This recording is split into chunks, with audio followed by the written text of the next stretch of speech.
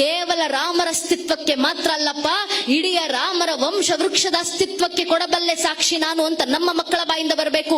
ರಾಮರ ದಯೆಯಿಂದ ನಮ್ಮ ಮಕ್ಕಳು ಹೇಳಬೇಕು. ಮೊದಲಿಗೆ ಬಂದದ್ದು ಶ್ರೀಹರಿ, ಶ್ರೀಹರಿಯ ಮಗ ಬ್ರಹ್ಮ, ಬ್ರಹ್ಮನ ಮಗ ಮರೀಚಿ, ಮರೀಚಿ ಮಗ ಕಶ್ಯಪ, ಕಶ್ಯಪನ ಮಗ ಸೂರ್ಯ, ಸೂರ್ಯನ ಮಗ ಮನು, ಮನುವಿನ ಮಗ ಇಕ್ಷ್ವಾಕು, ಇಕ್ಷ್ವಾಕುವಿನ ಮಗ ಕುಕ್ಷಿ, ಕುಕ್ಷಿಯ ಮಗ ವಿಕುಕ್ಷಿ, ವಿಕುಕ್ಷಿಯ ಮಗ ಬಾಣ, ಬಾಣನ ಮಗ ಅನರಾರಣ್ಯ, ಅನರಾರಣ್ಯನ ಮಗ ಭೃದು, ಭೃದುವಿನ ಮಗ ತ್ರಿಶಂಕು, ತ್ರಿಶಂಕುವಿನ ಮಗ ದುಂಡುಮಾರ, ದುಂಡುಮಾರನ ಮಗ ಮಾಂಧಾತ, ಮಾಂಧಾತನ ಮಗ ಸುಸಂಧಿ, ಸುಸಂಧಿಯ ಮಗ ಧ್ರುವಸಂಧಿ, ಧ್ರುವಸಂಧಿಯ ಮಗ ಭರತ, ಭರತನ ಮಗ ಅಶೀತ, ಅಶೀತನ ಮಗ ಸಗರ, ಸಗರನ ಮಗ ಅಸಮಂಜಸ, ಅಸಮಂಜಸನ ಮಗ ಅಂಶುಮಂತ, ಅಂಶುಮಂತನ ಮಗ ದಿಲೀಪ, ದಿಲೀಪನ ಮಗ ಭಗೀರಥ, ಭಗೀರಥನ ಮಗ ಕುಕುತ್ಸು, ಕುಕುತ್ಸುವಿನ ಮಗ ರಘು, ರಘುವಿನ ಮಗ ಪ್ರಬರ್ಧ, ಪ್ರಬರ್ಧನ ಮಗ ಶಶಂಕು, ಶಶಂಕುವಿನ ಮಗ ಸುದರ್ಶನ, ಸುದರ್ಶನ ಮಗ ಅಗ್ನಿವರ್ಣ, ಅಗ್ನಿವರ್ಣನ ಮಗ ಶೀಘ್ರವೇದ, ಶೀಘ್ರವೇದನ ಮಗ ಮರು, ಮರುವಿನ ಮಗ ಪ್ರಶಿಷಕ, ಪ್ರಶಿಷಕನ ಮಗ ಅಂಬರೀಷ, ಅಂಬರೀಷನ ಮಗ ನಘೂಷ, ನಘೂಷನ ಮಗ ಯಾತಿ, ಯಾತಿಯ ಮಗ ನಾಭಾಗ,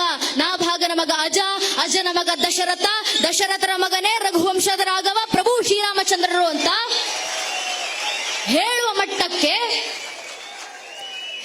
ಮಟ್ಟಕ್ಕೆ ನಮ್ಮ ಹಿಂದೂ ಮನೆಯ ಒಂದೊಂದು ಹಿಂದೂ ಮಗುವಿನಲ್ಲೂ ರಾಮರ ಭಕ್ತಿ ಬಂದ್ರೆ ಸಾಕು ನನ್ನ ನೆಚ್ಚಿನ ಬಂಧುಗಳೇ. ಇದೇ ಧರ್ಮ ಜಾಗೃತಿ, ಇದೇ ಧರ್ಮ ರಕ್ಷಣೆ. ಇಷ್ಟು ಧರ್ಮ ಜಾಗೃತಿ ಮನೆ ಮನೆಯಲ್ಲಿ ತರೋಣ.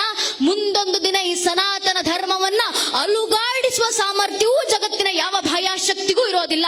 ಇವತ್ತು ನಾವು ತೊಡಬೇಕಾಗಿರುವ ಸಂಕಲ್ಪ, ಆ ಸಂಕಲ್ಪದ ಸಾಕಾರಕ್ಕೆ ಇಡಬೇಕಾಗಿರುವಂತ ಮೊಟ್ಟ ಮೊದಲ ಹೆಜ್ಜೆ ಮನೆ